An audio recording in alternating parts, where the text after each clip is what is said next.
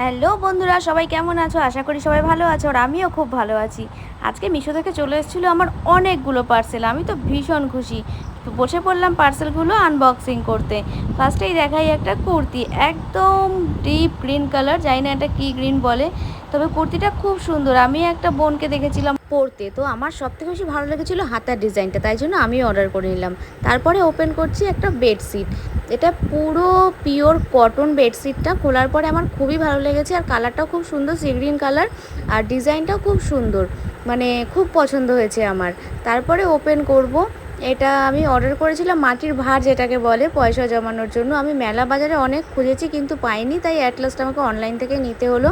আমি এর মধ্যে টাকা জমাতে খুব ভালোবাসি, মাটির ভাঁড়ে টাকা জমাতে, তাই জন্য আমি অর্ডার করেছি। তারপরে আমি ওপেন করব একটা হোয়াইট কালারের 3 পিস চুড়িদার, যেটা আমার অনেক দিন থেকে নেওয়ার খুব ইচ্ছে ছিল। আমি কার্টে রেখে দিয়েছিলাম, কিন্তু আমার হাতে টাকা পয়সা ছিল না বলে নিতে পারিনি। আমি হাজার কিছু টাকা নিয়েছে এটা, তো ফাইনালি আমি এটা নিয়ে নিয়েছি।